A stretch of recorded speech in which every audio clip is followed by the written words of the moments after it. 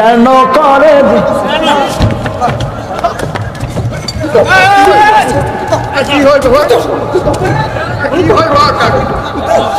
অনেকে বলতেছেন যে ক্যামেরার দিকে আমি ইশারা করে বলতেছি যে ভাই ক্যামেরা চালু আছে কি। আরে ভাই, এখানে পূর্ব থেকে ক্যামেরা চালু আছে। আল আরব টিভি ভাই সেখানে ছিল, যদি পারেন ভাইকে একটু কল দিয়ে আপনারা জেনে নেবেন। সেখানে ক্যামেরা ছিল। আর আমার এই ভিডিও ভাইরাল করতে হবে। আলহামদুলিল্লাহ, আমার অনেক গজল আছে, মিলিয়ন পর্যন্ত ভিউ আছে। সেই মনোমানসিকতা নিয়ে আমি সেই স্টেজে বসি নাই। সেখানে ওয়াজে চলছিল প্রায় 1.5 ঘন্টা থেকে ভাই। আর জানেন, আমার একজন বন্ধু ছিল। আমি হেসে আমি হাসতেছি আর বলতেছি, রে কি সমস্যা, এইরকম অবস্থা কেন? আমার একজন বন্ধু ছিল, তাকে বলতেছি ইশারা করে, ক্যামেরার দিকে ইশারা করে না। সে তার মোবাইল দিয়ে লাইভ করতেছিল মনে হয়। সে ওই জায়গায় বসেছিল স্টেজে। আমি তাকে বলতেছি, কি রে, স্টেজের মধ্যে এই অবস্থা কেন? আর আমার একজন বন্ধু আছে, সে বলতেছে, ভাই তাড়াতাড়ি উঠেন, চলেন চলে যাই, স্টেজের অবস্থা ভালো নাই। আমি তাকে বলতেছি, ভাই যদি চলে যাই তাহলে তো স্টেজ শেষ। আসসালামু আলাইকুম রহমতুল্লাহি বারাকাতুহু। দেশ কিংবা প্রবাসের আমার সকল প্রিয় মানুষদের জানাই অনেক অনেক ধন্যবাদ। আসলে কোন বিষয় নিয়ে আজকে কথা বলবো যা আপনারা ভিডিও দেখেই বুঝতে পারছেন। তো সম্মানিত আমার ফেসবুক কিংবা ইউটিউবের বিভিন্ন প্রকার প্ল্যাটফর্মে যারা আমাকে দেখেছেন, এবং বর্তমান সময়ে একটি ভিডিও নেট দুনিয়ায় ভাইরাল হয়ে যা ইতিমধ্যে প্রত্যেকের মনে প্রশ্ন জেগেছে, এবং অনেক আমার প্রিয় ভাই SMS দিয়েছেন, কল করেছেন, এবং অনেক আমার মহব্বতের যারা আমাকে ভালোবাসেন, অনেক ওলামায়ে কেরাম, তারা আজকে বলেছে যে ভাই সেই দিন মাহফিলে কি ঘটেছিল তা আপনি একটু বলে দেন, এবং মানুষ জানতে আগ্রহী এই বিষয় নিয়ে। তো ভাই দেখেন, সেই দিন আমার মাহফিল ছিল জলঢাকা থানায়। তো মাহফিলে সেই দিন আমি ছিলাম দ্বিতীয় বক্তা। মাহফিলের সেদিনের প্রধান বক্তা ছিল এমদাদুল হক গাইবান্ধা, আমার প্রিয় ভাই। আল্লাহ তাআলা প্রিয় ভাইকে সবসময় সুস্থ রাখুক, এই দোয়া করি। তো আমি প্রায় 1.5 ঘন্টা আলোচনা করি।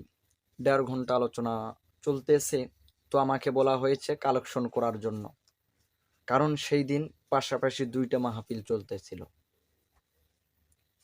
একদম খুব কাছাকাছি 2টা মাহফিল চলতেছিল। তো সেখানে আমি প্রায় 1.5 ঘন্টা আলোচনা করি।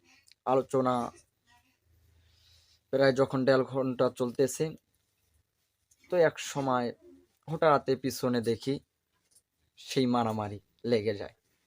তুমুল একটা ঝগড়া শুরু হয়, যা আপনারা দেখেছেন। অবস্থা খারাপ, যা ভয়ানক।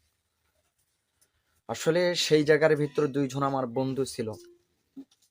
একজন আমার প্রিয় বন্ধু শেফাউল ইসলাম, আরেকজন আমার ক্লাস ফ্রেন্ড সাদাত ভাই ছিল। যখন মারামারি লেগে যায় তখন তারা আমাকে বলে, ভাই এখান থেকে উঠে চলে যান, চলেন আমরা চলে যাই। তো আমি এই জন্য বারবার উঠতেছি, চলে যাব কি যাব না। আবার চিন্তা করতেছি আমার পরে প্রধান মেহমান আছে, আমি যদি চলে যাই তাহলে এইভাবে মারামারিতে এমনিতেই স্টেজ নষ্ট হয়ে যাবে, মানুষগুলো থাকবে না, স্টেজ নষ্ট হয়ে যাবে। এবং প্রিয় ভাই অনেক দূর দূরান্ত থেকে যেহেতু এসেছে, সুদূর গাইবান্ধা থেকে ওই দিন ভাই আসছিল, তাই আমি দেখতেছি এখন যদি আমি চলে যাই তাহলে তো আজকের স্টেজ নষ্ট হয়ে যাবে। তাই আমি বারবার গজলের মাধ্যমে ভাইদের শান্ত করার জন্য চেষ্টা করতেছি, যা আপনারা দেখেছেন ভিডিওর মধ্যে। তো এই ঘটনার তো ঘটলো মারামারি, তুমুল মারামারি। তো মারামারির মূল রহস্যটা কি? তো ভাই দেখেন, আমি যখন চলে আসতেছি তখন জিজ্ঞাসা করলাম তাকে, ভাই কি অবস্থা, কি হয়েছে এই জায়গায়?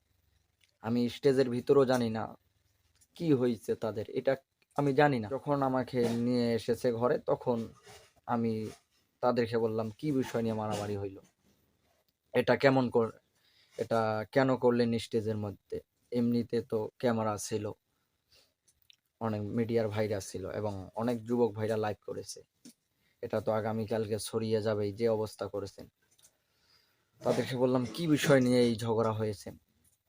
তো জানতে পারলাম তাদের এক গ্রামের বক্তা নাকি তাদের ওই ভাইয়ের নাম ছিল, সে ভাই নাকি সালাফি মানহাজের। তো সেখানকার একজন আলেম যিনি আমাকে নিয়ে গেছে, ওই ভাইকে আসার পরে উঠাই নাই এবং আমাকে তাড়াতাড়ি উঠিয়ে দিয়েছে। সময় নাকি লস হয় জানি না।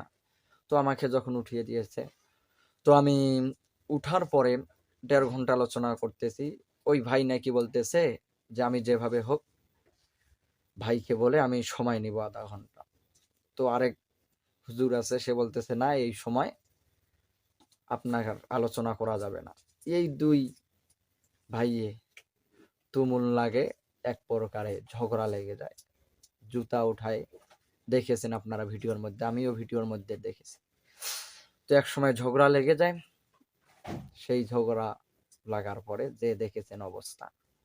তো ভাই দেখেন, সেখানে আমার কোনো দোষ আছে?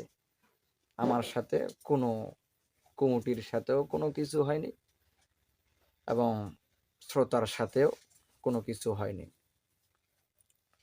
তো ভাই এই বিষয় নিয়ে আমি কথা বলতে চাইনি এবং অনেক ভাই যেহেতু কমেন্ট করেছেন, বলেছেন, তাই এই বিষয় নিয়ে কথা বললাম। আর আমি এটাও জানি এক একজনের এক এক মন্তব্য। আমি মন্তব্যর দিকে কখনো দেখি না, কারণ আমি এটা জানি বাংলাদেশের সবচেয়ে প্রিয় খেলা হইল হাডুডু, যা মানুষের পা ধরে। মন্তব্য কারো কখনো গন্তব্য ঠেকাতে পারে না।